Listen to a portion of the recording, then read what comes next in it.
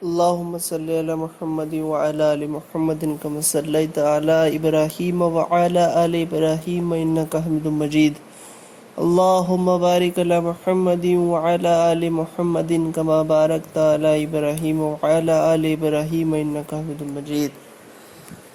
میرے محترم بزرگوں، دوستوں اور عزیز ساتھیوں، اللہ تعالیٰ کا لاکھ لاکھ شکر ہے کہ احسان ہے، اللہ تعالیٰ نے ہم سب کو ایمان والا بنایا. ہم سب نے کلمہ پڑھا ہے، لا الہ الا اللہ محمد رسول اللہ صلی اللہ علیہ وسلم. اللہ تعالیٰ نے اس کلمے کے اندر یہ اقرار کرایا کہ لا الہ الا اللہ، سب کچھ کرنے دھرنے والی ذات تنہا تنہا اللہ کی ہے. اللہ سب کچھ کے بغیر سب کچھ کرنے پر قادر ہے، اور اللہ کا غیر اللہ کے بغیر کچھ نہیں کر سکتا. اس بات کو مان لینا ایمان ہے. اور محمد رسول اللہ نبی پاک صلی اللہ علیہ وسلم کے طریقے میں 100% کامیابی ہے، اور غیروں کے طریقے میں 100% ناکامی ہے. اس بات کو مان لینا ایمان ہے. اللہ تعالیٰ نے ہمیں یہ ایمان بنا کسی سفارش کے، بنا کسی درخواست کے اللہ تعالیٰ نے ایسی عطا کر دیا.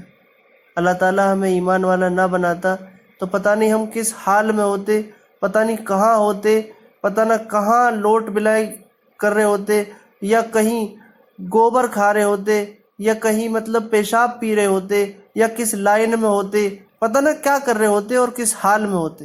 اللہ تعالیٰ نے ہمارے اوپر احسان کرا، اللہ تعالیٰ نے ہمیں ایمان والا بنایا. یہ اللہ کا بڑا لاکھ لاکھ شکر ہے، احسان ہے. اللہ نے اس ایمان کو دنیا میں دے کے ہمیں ان بڑی آفتوں سے بچا لیا، اور اس کے بعد یہ اعلان کر دیا کہ اسی ایمان کے ساتھ واپس آ جاؤ تو میں تمہیں جو آگے آنے والی آفت ہے ان سے بھی بچا لوں گا، جو قبر کی، حشر کی، سوال جواب کی، اللہ سے ملاقات کی، ان سب آفتوں سے، سب پریشانیوں سے اللہ تعالیٰ اس ایمان کے ساتھ بچا لے گا. اور ایمان کیا ہے؟ اللہ کا حکم، نبی پاک صلی اللہ علیہ وسلم کا طریقہ. ہمیں اس چیز کو پانے کے لیے نہ کہیں جانا ہے، نہ کہیں چھوڑنا ہے، نہ یہ کہ ہم اپنے آپ کو بالکل ایکانت میں چلے جائیں، اپنا گھر چھوڑ دیں، اپنا بزنس چھوڑ دیں، یا اپنے آپ کو بالکل اکیلا کر لیں اور نہ کسی سے ملیں، نہ کسی سے جلیں، نہ کوئی کام کریں. اس سے ایمان نہیں بڑھے گا. ایمان اسی کام کاج میں رہ کے، اسی دنیا میں رہ کے، انہی مسئلے مسائل میں رہ کے، ان سب میں رہتے ہوئے اپنے ایمان کو بڑھانا ہے.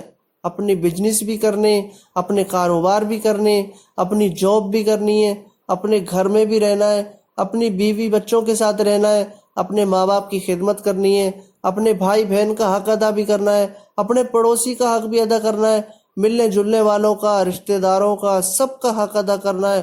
سب میں رہتے ہوئے اپنے ایمان پہ چلنا ہے، اللہ کے حکم پہ چلنا ہے، اور نبی پاک صلی اللہ علیہ وسلم کے طریقے پہ چلنا ہے.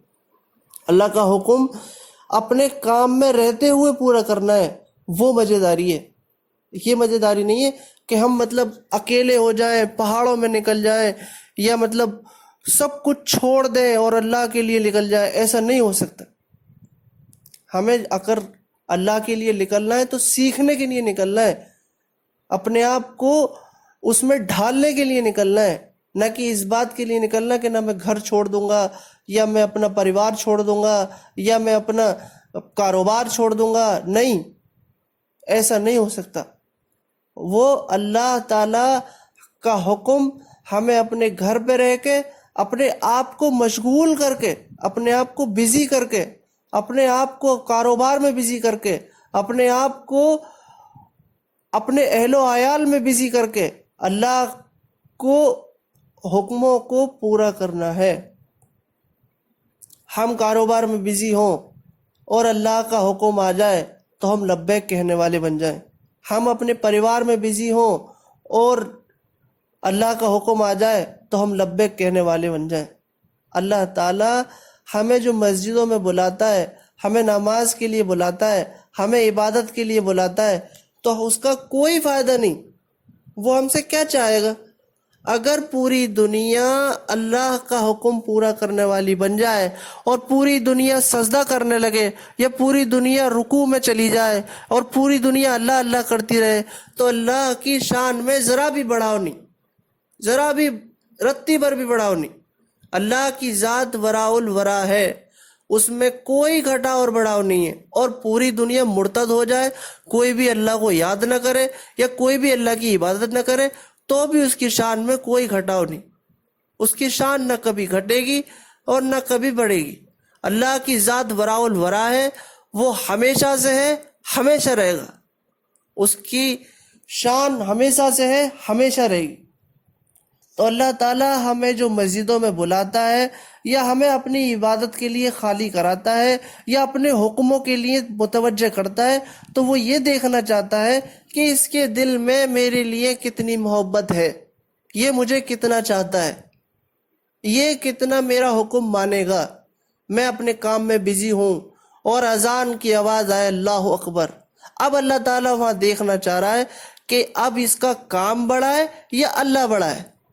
میں اپنی جاب میں بزی ہوں اور وقت ہو جائے کہ اللہ اکبر، اللہ سب سے بڑا ہے، منادی نے کہا اللہ سب سے بڑا ہے، اب میں یہ دیکھوں کہ میں کیا کہہ رہا ہوں، کام بڑا ہے یا اللہ بڑا ہے۔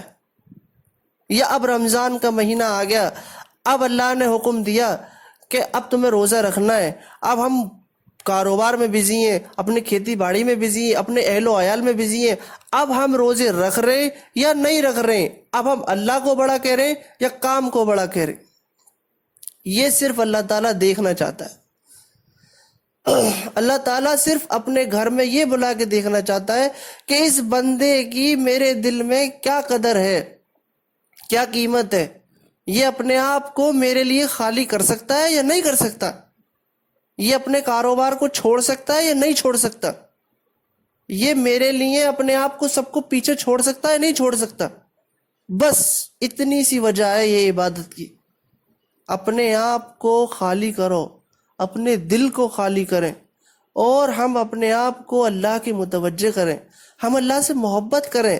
اللہ تعالیٰ ہم سے بہت محبت کرتا ہے، اللہ تعالیٰ ہم سے 70 ماؤں سے زیادہ محبت کرتا ہے، اتنی محبت کرتا ہے کہ وہ پوری زندگی اگر ہم گناہ کرتے رہیں، پوری زندگی گناہ کرتے رہیں اور زمین سے لے کے آسمان تک گناہوں کو لگا دیں اور ایک بار کہہ دیں اللہ معاف کر دے، اللہ معاف کر دے گا۔ اللہ کو کیا پڑی ہے؟ اللہ نے کون سا وکیل لگا رکھا ہے، یا ان سے کون پوچھنے والا ہے، اس کے خلاف کون اپیل کرنے والا ہے کہ اللہ تو نے اسے کیوں معاف کر دیا؟ اللہ تعالیٰ ہم سے بہت محبت کرتا ہے، اللہ تعالیٰ ہم سے اتنی محبت کرتا ہے کہ ہم اس کا اندازہ لگانا مشکل ہے۔ اللہ کو اللہ جانا ہی نہیں ہے، ہم نے اللہ کو اللہ نہیں مانا ہے۔ اگر اللہ کو اللہ مان لیتے تو اس کے حکموں پہ چلنا آسان ہوتا، اس کے باتوں کو ماننا آسان ہوتا۔ ہمیں اللہ سے محبت کرنی ہے، اللہ سے ڈرنا نہیں ہے، اللہ سے ڈرنا نہیں ہے، بالکل نہیں ڈرنا۔ کیوں ڈرنا ہے؟ اللہ سے محبت کرنی ہے۔ ہاں اگر مجھے ڈر لگتا ہے تو میں چور ہوں، میں غلطی پہ ہوں، میں اپنے پاپا سے ڈرتا ہوں، یا میں اپنے ابا سے ڈرتا ہوں، یا اپنے بھائی سے ڈرتا ہوں۔ کیوں ڈرتا ہوں؟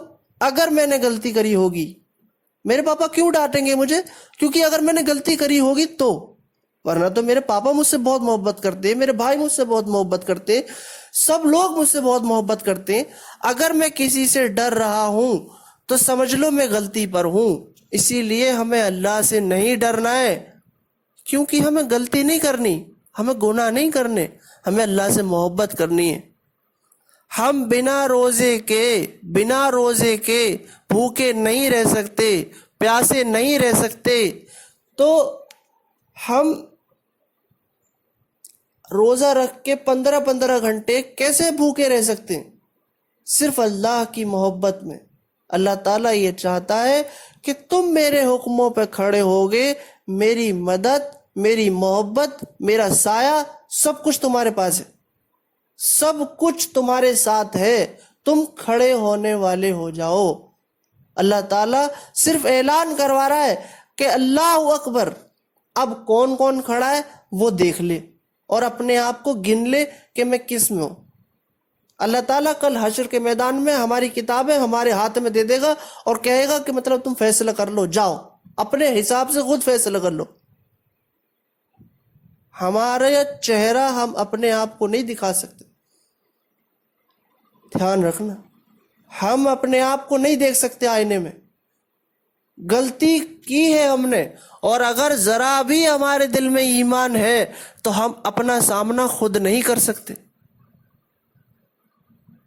اگر ہم نے غلطی نہیں کری تو ہمارے پیر جمے ہوئے ہوں گے، ہمارا دل اطمینان میں ہوگا، ہمارا دماغ بالکل اطمینان میں ہوگا اور دل پرسکون میں ہوگا۔ اور اگر ہم نے غلطی کری ہے، چاہے دنیا کے اندر ہو یا آخرت میں ہو، ہمارے پیر اکھڑے ہوئے ہوں گے، دل گھبرایا ہوا ہوگا اور دماغ میں ٹینشن ہوگی اور بدن پر پسینہ ہوگا۔ اپنے آپ کو خود متوجہ کرو، اپنے آپ کو خود دیکھو، میں کتنا بڑا گنہگار ہوں، یا میں نے کتنی بڑی غلطی کری ہے اپنے بھائی کے لیے، اپنے پاپا کے لیے، میں نے کس کس کے لیے غلطی کری ہے، اپنے پڑوسی کے لیے۔ میں کسی سے اگر نظر نہیں ملا پا رہا ہوں تو کیوں نہیں ملا پا رہا ہوں؟ میری کیا غلطی ہے؟ اگر میری غلطی ہے تو میں نظر نہیں ملا سکتا، اور اگر میری غلطی نہیں ہے تو بس میرے لیے سبھی پیارے، سب مجھ سے محبت کرنے والے، سب میری طرف جڑنے والے، سب مجھ سے ملنے والے۔